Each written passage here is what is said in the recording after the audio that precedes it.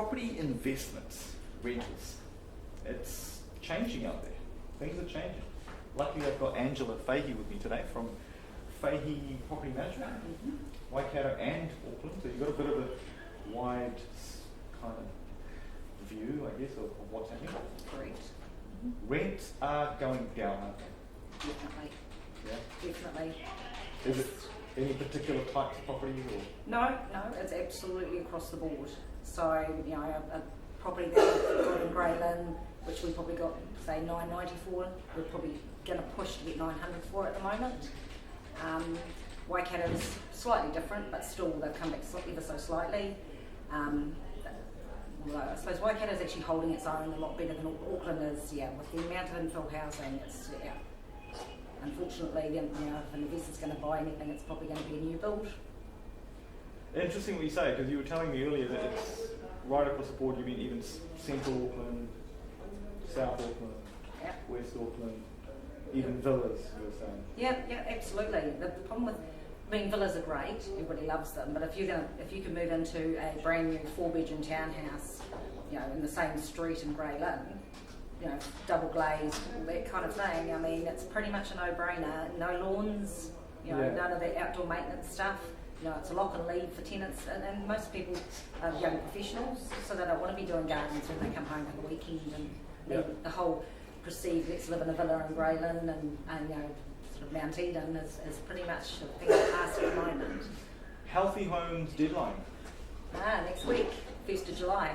So there's going to be there should be a lot of nervous owners out there if they aren't compliant. Yeah. The MSD have got a lot of funding to go out there and absolutely look for these people. I think it's a little bit sort of lopsided because social housing they've got another year's grace, which if you're going to do it for one lot, you have to do it for everyone. Yeah. Whether they're going to be policed at the extent that the private owners are going to be policed, I doubt it. It's funny, right? The government makes the rules. Yeah, but they don't. Oh, we need a bit more time. We're not going to abide by them. We're not going to abide. But they're going to be crushing people if that. And you know, whilst a lot of it I agree with, you know, insulation, you know, draft stopping, all that sort of stuff. I mean, most tenants, you're putting in a $2,000 heat pump. Most tenants aren't going to use it, depending on the area. They're not going to be using them. Well, you know, I think I had one with the gutters had to go into the stormwater, which I don't know why we didn't think of that before, but for some reason this house didn't have it. So, you know, you had to pay for someone to come and obviously. I don't think that section of the roof, I don't think the tenants had really cared whether it was going into the lawn or not, that water, but anyway. So. I think that's a bigger picture thing, the drainage and moisture thing. I mean, with the flooding that we have, particularly in Auckland, I think that they're trying to sort of alleviate a little bit of that, so getting the runoff from roofs into the main stormwater system is, you know, that's something I think is an overreaching thing, but it's not really about the compliance of the house. I mean, the compliance of the house is inside, really, so the drainage was a bit of an overreach, but I guess they're trying to alleviate, like I say. Maybe that was just a very creative maintenance person with the property manager. Well, no, it wasn't, because it's actually in the legislation. Oh, is it? Okay. Absolutely. Okay, what else is there? So we've got drafts. We've got to make sure, obviously the extractor fans, we've known about that for a while. It should be I mean, that makes sense as well. You do want to extract it out. Absolutely. Insulation, which makes sense. Yep. Like you say, the heating, you know, some people's tenants have better heating than the owners, but that's okay. I can understand that. Then you've got again the ground vapor barrier. Is that an overreach? When you're they've insisted on insulation, underfloor insulation, but then if you have a subfloor, you have to have a ground vapor barrier. You know, so is that going a little bit too far as far as the expense to the owners? I believe so. You know, I mean, are these inspectors going to be going under the houses to check the ground vapor barriers? Absolutely, because it'll be the one thing that they'll fail them. Yeah. To be fair though, we've had time, haven't we? As investors, yep. We've had a long lead time. Yep. And now, if you're not sure, what's the kind of most independent, nice way of checking? With respect to whether I'm compliant. Whether you're compliant, I would personally get somebody in to do it for you, because so in the property management industry, we highly recommend to all of our owners to have an independent contractor come through and do the assessment. That takes any liability away So from the owner. you have someone that specialises in Absolutely, that? yes. And they don't have a maintenance company, hopefully? No, not at all. Okay. So the people we use are located in the Waikato, so we do have that big independence. So we're not using an Auckland-based company to do these. They get nothing out of it other than, I think for a standard 3-bedroom house is probably $270. Okay, that's and fair. it's worth doing, because and the thing is, some of the houses I've thought, oh, that's going to be compliant, but I've missed something. So I think it's really important. But then I've got owners that are quite happy to sign them off themselves. Because you were saying, earlier, that tenants are aware. So sometimes it might not be a major issue, but if it's something that you can dispute or counter dispute. And the thing is,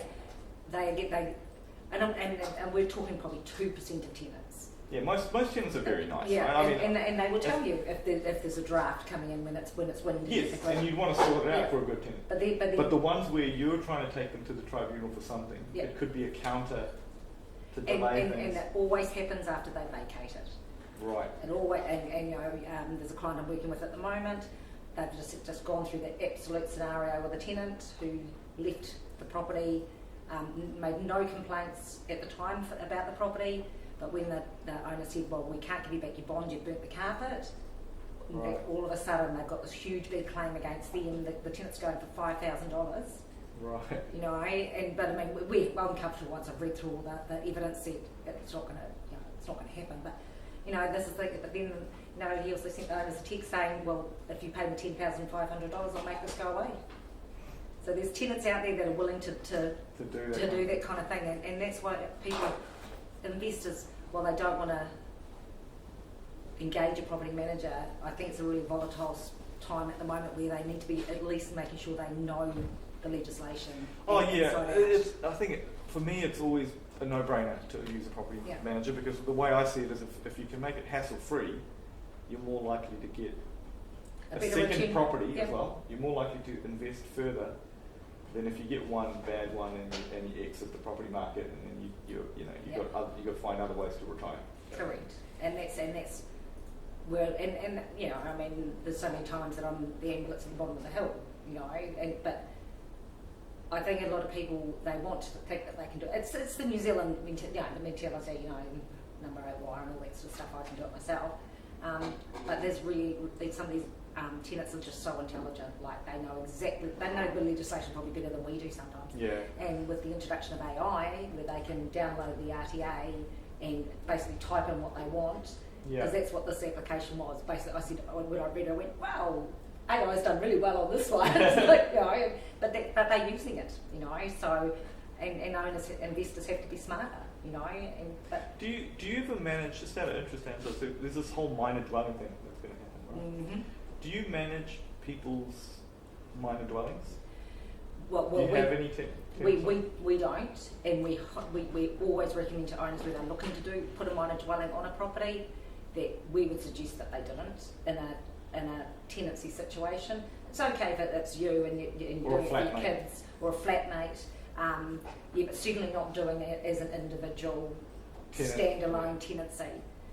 Because you can just do a board agreement or a flatmate agreement. And again, we're not lawyers, so you kind of need to get your own advice on this. But no, it's a good point. I think there are risks associated with having someone that you can't move on quickly, that is living right beside you. But it happens if you've got a house and you've got a flat on the back, or you've got another home on the back. That's your investment. But again, when I approached by owners that are in that situation, we say you have to have a property manager. You can't live in that house and think you're going to be his friend or their friend, and it will be lovely for a long time, I'm sure, and it could be right through the whole tenancy. But when it turns bad, and it's And it can sometimes even be just a partner moving in. Well, you know what I mean? And that's where sometimes things can change dramatically from someone that's awesome. That's great, Angela. Thank you for your time. Thank you for sharing with our audience. And if anybody's got any questions, reach out to either Hamish or me. Obviously. If I reach out to me, Cool. So thanks for watching.